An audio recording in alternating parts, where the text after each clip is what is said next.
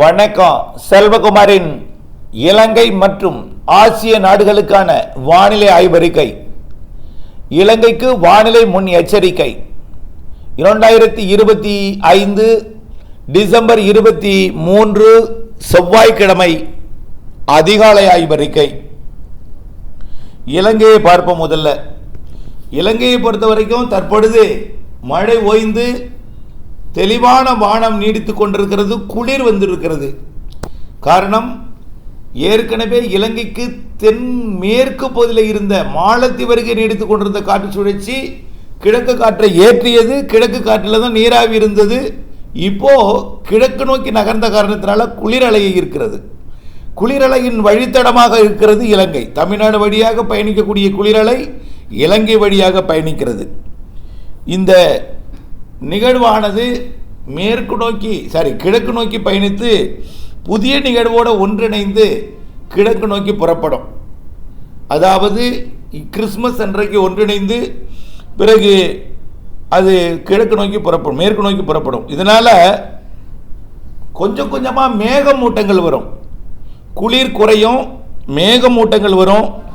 23, 24 இன்றைக்கு நாளைக்கு மேகமூட்டங்கள் இருக்கும். ஆங்காங்கே தூறல் கொடுக்கலாம். பெரிய மழை இல்லை இன்றைக்கு நாளைக்கும்.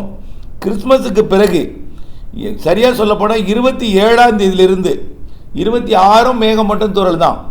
27ஆம் தேதியிலிருந்து லேசான மழையாக மாறும் இலங்கைக்கு. 28 மிதமான மழையாக மாறும் ஒரு சில இடங்களில். 29 கனமழையாக மாறிவிடும். குறிப்பாக வடக்கு கிழக்கு மாகாணங்கள் கனமழை காத்திருக்கிறது. வடக்கை விட கிழக்கு மாகாணங்கள் நிறைய மழை தெரியுது.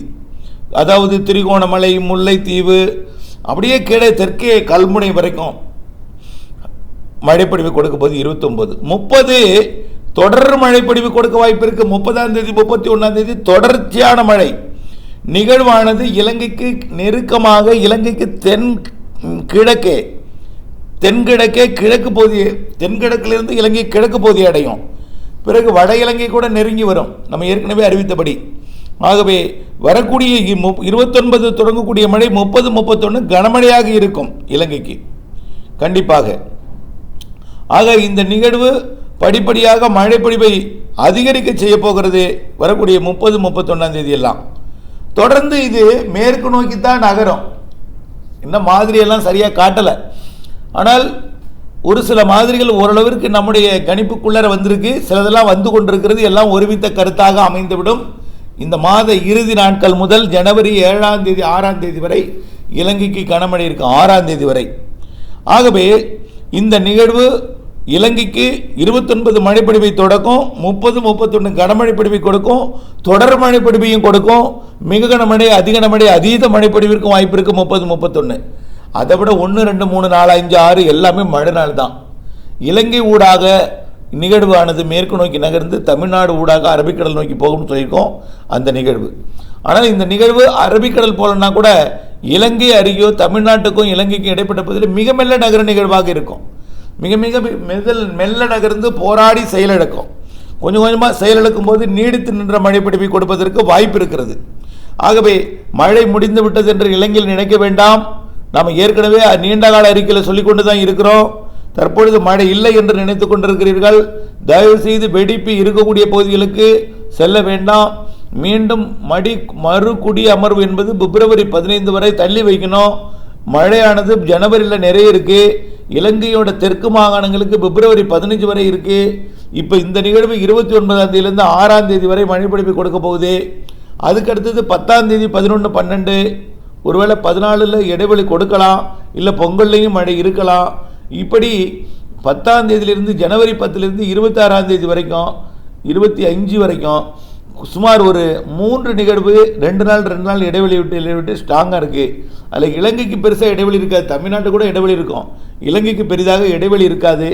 நிறைய மழை ஜனவரிலையும் இருக்குது, ஜனவரி இறுதியிலையும் இருக்குது. இலங்கையை பொறுத்த வரைக்கும் தமிழ்நாட்டுக்கு வேணால் 25ஆம் தேதி ஜனவரி 25 குறையலாம். ஆனால் இலங்கைக்கு ஜனவரி இறுதியில் இருக்குது.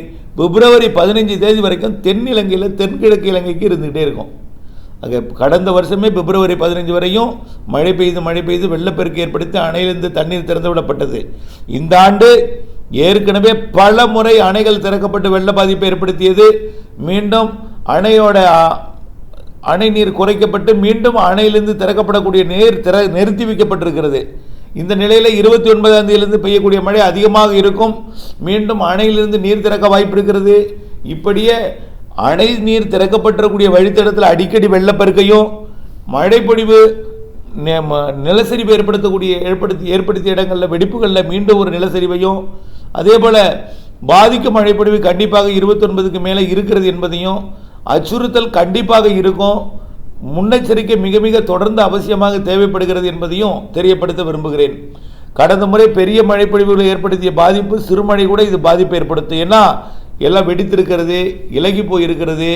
இவையெல்லாம் ஒரு 2, 3, 5, 10 ஏன் சாதாரண நீடு கூட அன்றைக்கு 25 சென்டிமீட்டர் கொடுத்தது. இதுவும் 25 சென்டிமீட்டருக்கு மேலே கண்டிக்கெல்லாம் கொடுக்க வாய்ப்பு இருக்குது. இந்த நிகழ்வு வந்து முதல்ல கிழக்கு மாகாணங்களுக்கும் வடக்கு மாகாணங்களுக்கும் நல்ல மழைப்பொழிவை கொடுக்கும்.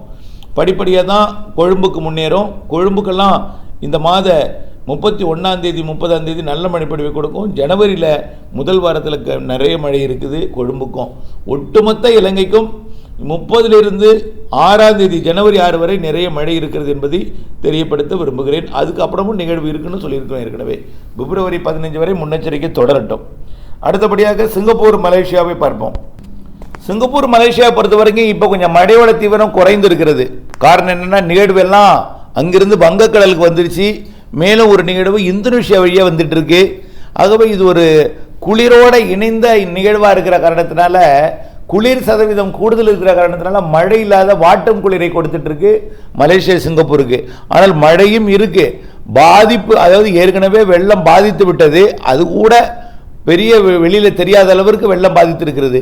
ஆனால் இப்பொழுது அதை விட குறைவான மழை தான் மலேசியாவிற்கு. ஆனால் வரக்கூடிய இந்த மாத இறுதி நாட்கள் மற்றும் ஜனவரி முதல் வாரம், ஏன் ஜனவரி இறுதி வரைக்குமே சிங்கப்பூர் மலேசியாவிற்கு மழை இருக்குது. பொங்கலுக்கும் சிங்கப்பூர் மலேசியாவிற்கு மழை இருக்குது. ஆனால் சிங்கப்பூருக்கு எவ்வளோ பெய்தாலும் திடீர் மழை, திடீர் தெளிவான வானம் எல்லாம் இருந்துகிட்டே இருக்கும். இது வந்து பாதிக்கில்லாத மழைப்பொழிவை கொடுக்கும். சிங்கப்பூரை பொறுத்த வரைக்கும் மழை கனமழை இருக்கும். திடீரென்று இடைவெளி கொடுத்தாலும் வடிந்துவிடும். மலேசியாவை பொறுத்த வரைக்கும் மேலும் மழைகள் இருக்கிறது. இந்தோனேஷியாவிற்கும் இருக்குது. இனிமேல் தான் மழையே இருக்குது. குளிர் சதவீதம் கூடுதலாக இருக்கிற காரணத்தினால மழையோட அளவு குறைந்து குளிர் வாட்டும், குளிர் சாரல், தூறல், மிரட்டும் வானம் எல்லாம் நீடித்து கொண்டிருக்கு. அது இந்த மாத இறுதி மற்றும் ஜனவரி முதல் வாரத்தில் வலுவான மழைப்பொழிவை சிங்கப்பூர் மலேசியாவிற்கு கொடுக்கும். சிங்கப்பூர் மலேசியாவை விடங்க மேற்கத்திய இடையூறு வழித்தடம் இருக்கு பாருங்க, அதுதான் திடீர் மழைப்பொழிவை கொடுக்க போகுது. ஏற்கனவே மேற்கத்திய இடையூறு இமயமலையில் வந்து இமயமலையோட மேல் பகுதி மற்றும் திபெத் பகுதியில் நகர்ந்து கொண்டிருக்கு. ஆனால் அடுத்த நிகழ்வு எப்படின்னா இந்த மாத இறுதி நிகழ்வு ஈரான் ஈராக் வழியாக நேரடியாக ஆப்கானிஸ்தான் பாகிஸ்தான் வழியாக இமயமலை ஒட்டிய மாநிலங்களுக்கு, அதாவது டெல்லி உட்பட உத்தரப்பிரதேசம் உட்பட வந்து இந்த மாத இறுதி நிகழ்வு மழைப்பொழிவை கொடுக்கும். அதாவது நேரடியாக மத்திய தரைக்கடல் பகுதியிலிருந்து வந்து அப்படியே ஜோர்டான் மற்றும் சிரியா, சவுதி அரேபியாவிற்கும் மழைப்பொழிவை கொடுக்கும். பிறகு சவுதி அரேபியா விட குவைத்துக்கு அதிக மழைப்பொழிவை கொடுக்கும். குவைத்தை விட ஈரான் ஈராக், அங்கிருந்து கொண்டே அது கத்தாருக்கும் அதனை ஒட்டியுள்ள UAE பகுதிகளுக்கும் மழைப்பொழிவை கொடுத்து கொண்டு ஈரான் ஈராக்குக்கு நிறைய பாதிக்கும் மழைப்பொழிவை கொடுத்து கொண்டு அப்படியே ஆப்கானிஸ்தான் பாகிஸ்தான் வழியாக இமயமலையோட காஷ்மீர் பகுதிக்கு வரும். காஷ்மீர் பகுதிக்கு வந்து பிறகு இமயமலையோட உச்சி பகுதி மற்றும் தெற்கு பகுதி வழியாக, அதாவது நேபாளம் மற்றும் அதனை ஒட்டியுள்ள உத்தரப்பிரதேசம், பீகார் மற்றும் டெல்லி, சத்தீஸ்கர் மற்றும் உத்தரகாண்ட், பஞ்சாப் உள்ளிட்ட பகுதிகளுக்கும் மழைப்பொழிவை கொடுத்து கொண்டு உத்தரப்பிரதேசம் மற்றும் பீகார், ஜார்க்கண்ட் வழியாக மேற்கு வங்கத்துக்கும் மழைப்பொழிவை வடக்கு பகுதியில் கொடுத்து கொண்டு அருணாச்சல பிரதேசம் நோக்கி நகரும். இந்த மாத இறுதியில் மேற்கத்திய இடையூறோட தாக்கம் அரபு நாடுகள்லையும் ஆப்கானிஸ்தான், ஈரான் ஈராக், பாகிஸ்தான் உள்ளிட்ட அரபு நாடுகளை ஒட்டியுள்ள நாடுகளுக்கும் அதே போல் இமயமலை பகுதிகளுக்கும் இமயமலை ஒட்டியுள்ள இந்திய மாநில பகுதிகளுக்கும் மழைப்பொழிவு இருக்கிறது. நிறைய மழைப்பொழிவு மேற்கத்திய இடையூறு இந்த மாத இறுதி மற்றும் ஜனவரி மாத முதல் வாரத்தில் இருக்குது. ஆகவே மழைப்பொழிவு தொடர்ந்து இந்த அச்சுறுத்தும் மேற்கத்திய இடையூறு மழை ஆப்கானிஸ்தான் பாகிஸ்தானுக்கெல்லாம் இமயமலை வரைக்கும் இந்த மாத இறுதியிலேயும் ஜனவரி மாத முதல் வாரத்தில் இருக்கிறது என்பதை தெரியப்படுத்த விரும்புகிறேன். தொடர்ந்து அப்டேட்ஸோடு இணைந்திருங்கள். நன்றி.